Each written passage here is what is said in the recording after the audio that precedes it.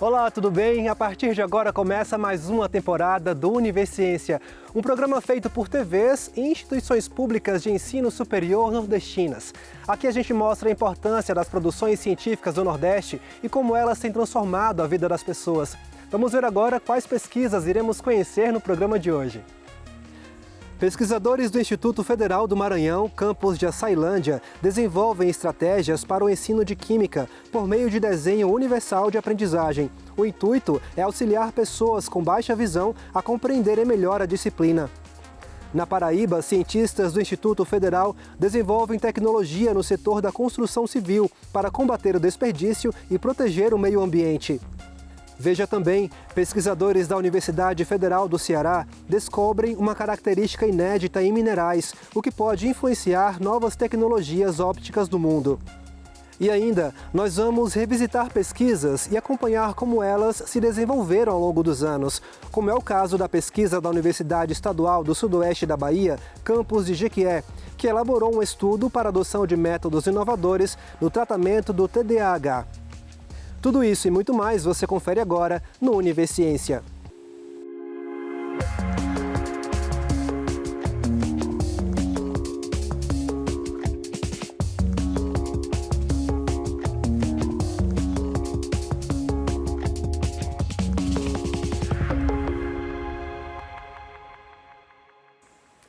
A química é uma área do conhecimento que exige grande capacidade de concentração para ser compreendida. E essa pode ser uma dificuldade para os estudantes, especialmente aqueles que tenham algum tipo de deficiência visual. Pensando nisso, pesquisadores do Instituto Federal do Maranhão, campus de Açailândia, desenvolveram estratégias de ensino utilizando o desenho universal de aprendizagem. Uma abordagem educacional acessível a todas as pessoas e que leva em consideração possíveis limitações e habilidades. Acompanhe.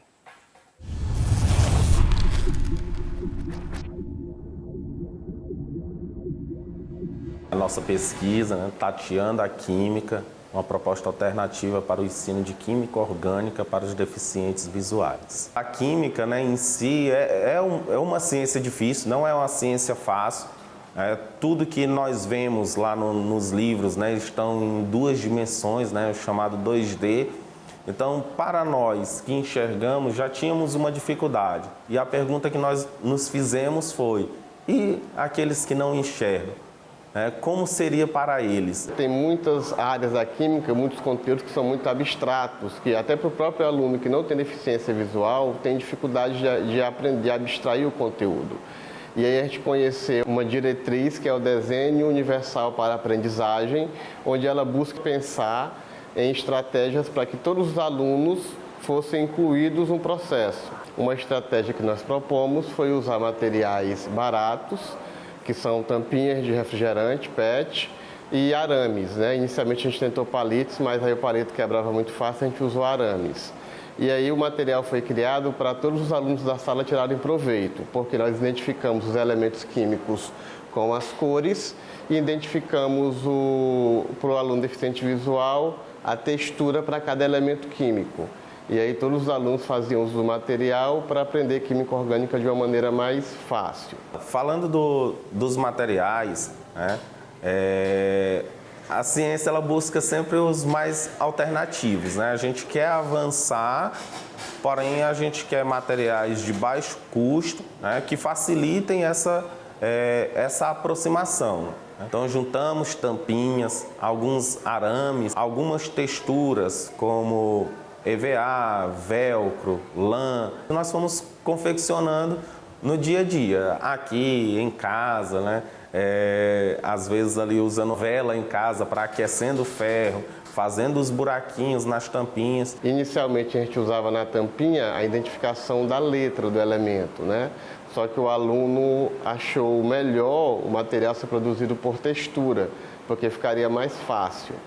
Para apoiar o ensino desse conteúdo, foi produzido também uma apostila em braille, para ele poder ter acesso a atividades e conteúdos teóricos E é importante frisar que todo esse material ele foi produzido na sala do AEE. A sala de atendimento educacional especializado, ela tem o objetivo de fazer com que a educação seja mais plausível e concreta aos nossos alunos com deficiência e com transtornos. Quando a ideia do projeto surgiu, eu como revisora de Braille, como coordenadora de um núcleo de acessibilidade, a primeira coisa foi o que procurar, como desenvolver para que essa aprendizagem realizasse e acontecesse. Nós temos a impressora em Braille para que a gente pudesse desenvolver a apostila, onde ele iria primeiramente tateá-la em Braille e desenvolver o projeto concretamente utilizando o material adaptado com texturas. Você torna o conteúdo mais concreto, onde o aluno consegue tocar a formação daquela cadeia carbônica. E aí isso facilitou a aprendizagem, tanto do aluno com e do aluno sem a deficiência visual. Aí eu digo, para nós, videntes, foi uma dificuldade. Então eu peguei o ferrinho, o arame, peguei a tampinha, fechei os olhos e fui tentar colocar. E eu não consegui colocar de primeira. Fui tentar fazer de novo, até o momento em que eu consegui.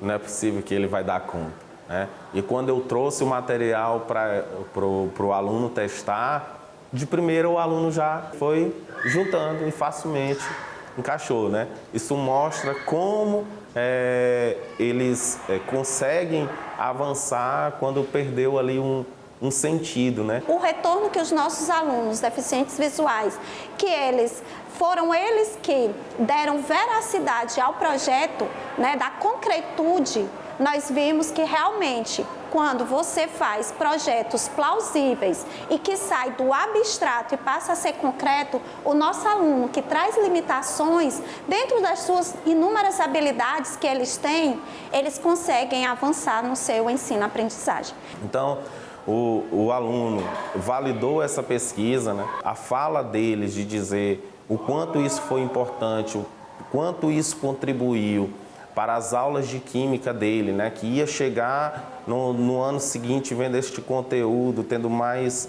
se sentindo mais parte, mais familiar. Isso foi o que acalentou o nosso coração e nos fez querer prosseguir ainda mais, né? Então essa pesquisa ela não para, ela não vai parar, ela vai continuar sempre buscando alternativas para os alunos com deficiência visual aqui do campus Açailândia, da cidade de Açailândia, quem sabe, do estado.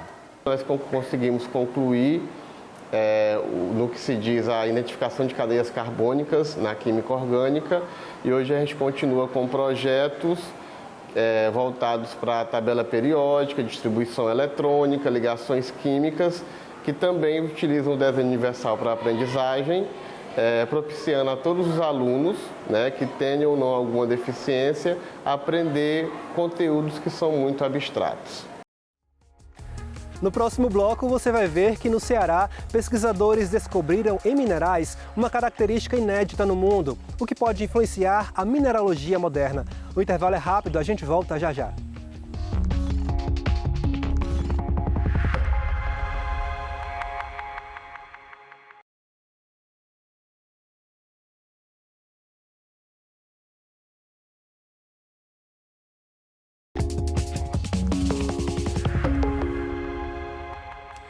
Cientistas do Instituto Federal da Paraíba, no campus de João Pessoa, desenvolvem uma tecnologia no setor da construção civil, com o intuito de diminuir o desperdício e os danos causados ao meio ambiente. Acompanhe na reportagem.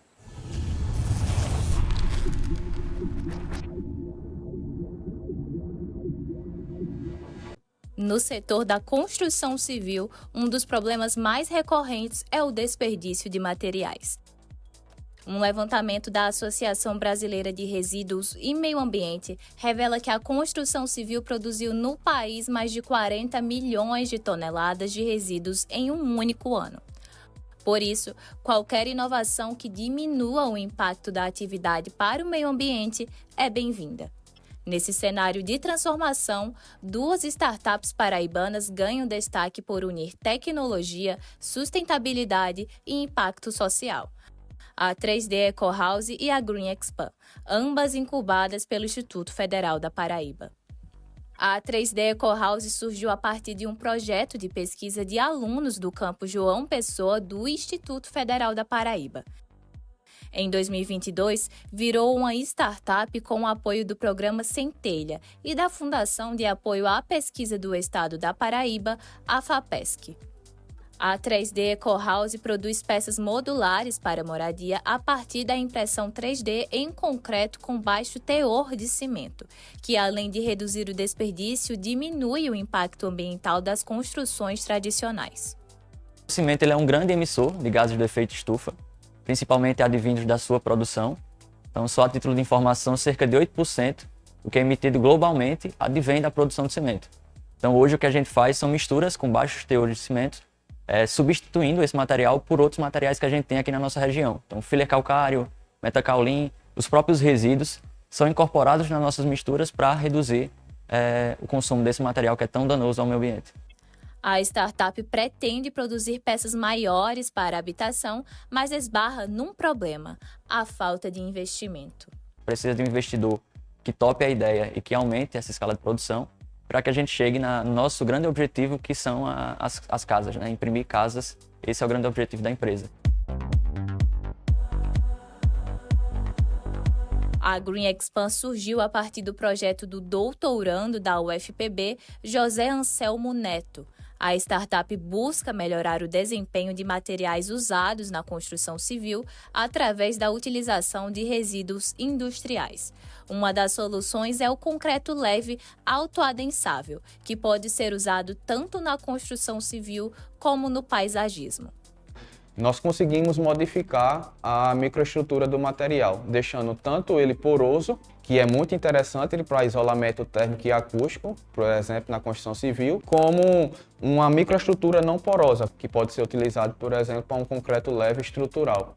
De acordo com o pesquisador, a maior parte da argila expandida usada na América do Sul vem de São Paulo. Por isso, os pesquisadores do IFPB resolveram desenvolver uma formulação que tem 80% de resíduos que seriam descartados na indústria da cerâmica.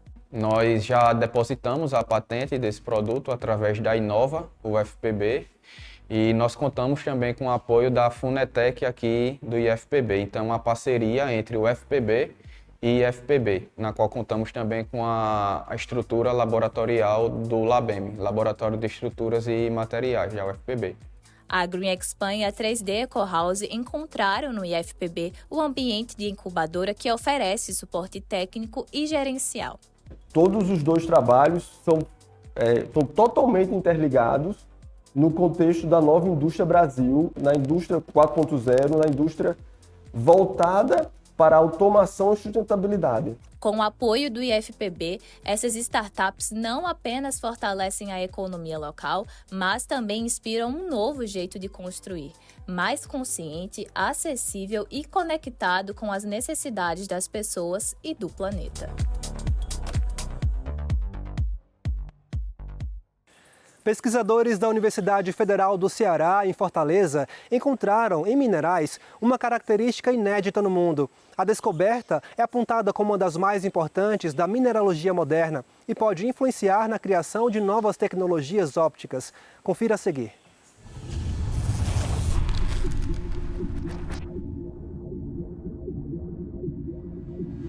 Quixeramobim, a terra que já foi cenário até de filme, guarda grandes riquezas em suas paisagens rochosas.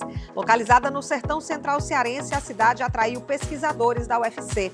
Aqui eles encontraram pedras preciosas que escondiam até então propriedades nunca antes observadas na ciência. Quando nós estávamos em Quixeramobim, que nós fomos analisar diferentes minerais, um mineral específico chamou muito a nossa atenção, que foi exatamente o mineral grossulária. Porque ele apresentava uma característica única, não documentada em nenhum livro, em nenhum artigo, nada, uma coisa realmente totalmente inédita. E esse mineral grossulária pertence a um supergrupo, o grupo das granadas, que são minerais que tipicamente possuem uma forma com 12 lados. Esses minerais, quando atravessados pela luz, apresentam atributos de cores e formas que são chamados de figuras de interferência. Figuras de interferência são propriedades que minerais apresentam. Elas já foram há muitos anos, há 70 anos passados, que tem um conhecimento de 10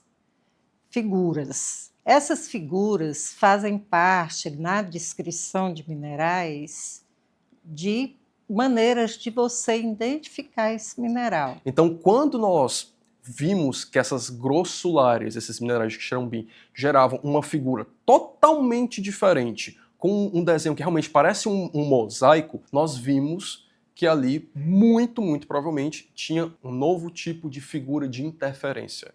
Então, eu batizei de mosaico exatamente por se assimilar a um mosaico. E essa entrou como uma evolução muito grande para definir aqueles minerais que muitas vezes apresentam determinadas mudanças nas propriedades e que nós não sabíamos por quê. Essa descoberta dessa nova figura de interferência talvez tenha sido a maior descoberta na mineralogia óptica moderna por apresentar uma mudança no pensamento só daquelas 10 tipos de figuras. A pesquisa está descrita em uma das mais renomadas publicações internacionais na área de geologia.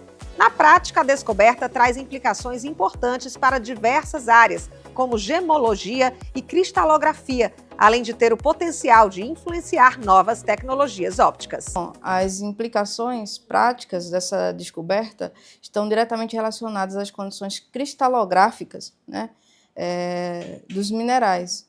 Então, como é o arranjo estrutural desses minerais internamente? Relacionado ainda à cristalografia, o arranjo interno ordenado dos átomos que vão compor cada estrutura, essa nova figura de interferência pode trazer implicações para a tecnologia óptica, porque ela vai ter um outro arranjo cristalográfico e aí sim poder trazer realmente novas aplicabilidades tecnológicas.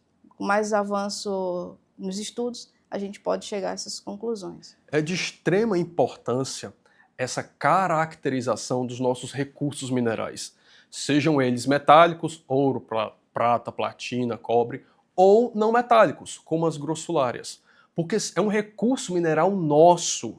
Isso nos dá autonomia nacional e muitas vezes até global. Por quê? A mineralogia e a gemologia não são áreas pontuais, regionais, são áreas nacionais, porque é um recurso nosso. Então são áreas extremamente importantes e essa caracterização mineral é de extrema importância. No próximo bloco, vamos revisitar pesquisas que fizeram a diferença no dia a dia das pessoas. O nosso próximo destino é a Bahia. O intervalo é rápido, a gente volta já.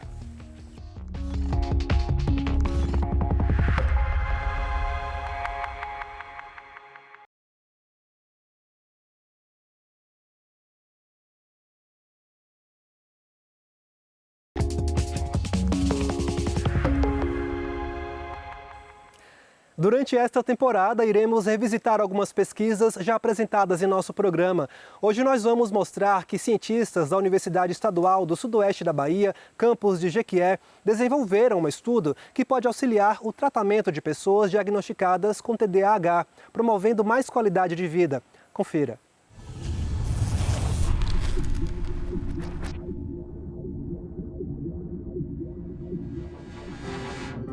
A pesquisa surgiu por conta de uma deficiência nos últimos anos de novas ferramentas terapêuticas. Então, o TDAH ele é tratado basicamente com terapia e de forma medicamentosa com os psicoestimulantes.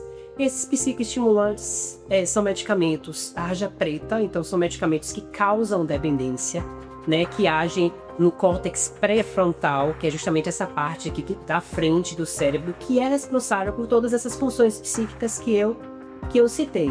Então, por conta dessa ausência de novas ferramentas terapêuticas, né, a neuromodulação, que é hoje já é uma subespecialidade da psiquiatria, né, tende a trabalhar de uma forma com que o nosso cérebro ele mude tanto quimicamente como estruturalmente também, ou seja, promovendo neuroplasticidade, fazendo com que as os nossos neurônios eles busquem novas conexões, novas sinapses, né? Então a gente tem várias formas de neuromodular, né, de forma não invasiva hoje na medicina. Então a gente pode fazer com que esse estímulo seja elétrico, né, como é o caso do procedimento que a gente utiliza. Então a gente utiliza uma corrente elétrica bem fraca. Ela é de baixa voltagem, de 2 mA, então ele não dá a sensação de choque. O que o paciente pode sentir e sente na maioria das vezes é uma sensação de formigamento, que é essa corrente realmente atravessando, né, os planos, né, pele, o osso, até chegar no córtex cerebral. Então é o único sintoma que o paciente pode sentir em relação a essa estimulação. O ETCC ele já tem nível de evidência A, ou seja, ele é comprovadamente eficaz para a depressão. Então, para a depressão a gente já utiliza, inclusive a gente já tem protocolos para depressão, né? A gente já utiliza, inclusive a nível domiciliar. Como o aparelho é um aparelho portátil, né? Então é um aparelho muito pequeno, leve, a gente consegue levar o aparelho para o domicílio. Então muitos pacientes que não têm dificuldade, inclusive, de vir ao serviço de saúde, a gente leva ao domicílio e ele faz o procedimento em casa, dura 20, 30 minutos, super rápido. Esse estudo que a gente vai promover agora vai fazer com que realmente dê uma direção, né, a quem sabe esse procedimento ser aprovado como tratamento adjuvante inicialmente, né, do TDAH. Porque o TDAH, se ele não é tratado principalmente de forma precoce, com o envelhecimento do indivíduo, o risco de ter comorbidades, ou seja, de ter outras doenças associadas ao TDAH é muito alto. Então, é bem comum. A comorbidade é quase uma regra, não é nem exceção. O indivíduo adulto que não fez o tratamento do TDAH é quase uma regra, ele tem um outro transtorno associado. Uma ansiedade, uma depressão, um abuso de substâncias. E por isso que é importante tratar, porque não tem cura, mas o tratamento, a medicação, o procedimento, terapia, ela dá qualidade de vida para aquele indivíduo seguir em frente sem tantos prejuízos, né? Eu acho que o grande segredo é qualidade de vida, né? É como doenças crônicas em outras especialidades, não tem cura, mas tem controle.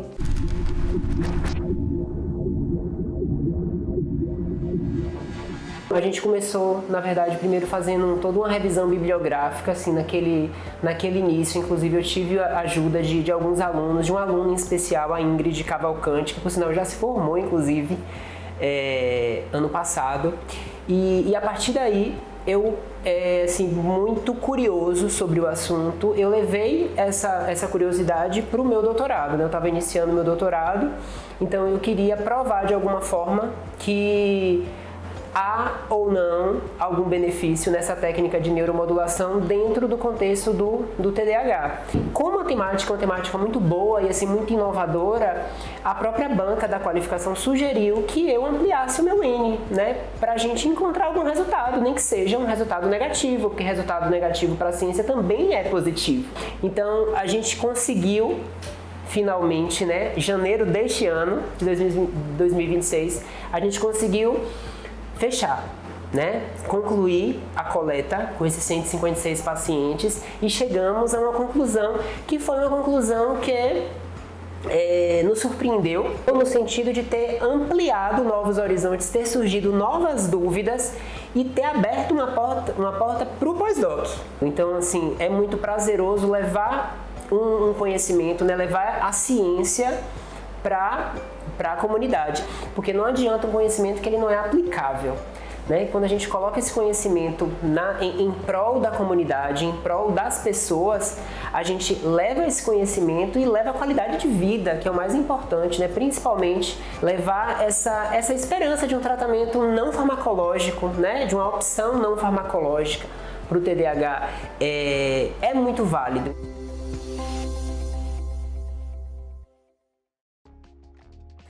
O Univerciência de hoje fica por aqui. No próximo programa, traremos mais pesquisas inovadoras para a gente conhecer o que tem sido produzido nas instituições públicas de ensino superior nordestinas. Caso tenha alguma dúvida ou sugestão, envie um e-mail para universiencia@uesb.edu.br que a gente te responde em um próximo programa. Obrigado pela sua companhia. Até mais.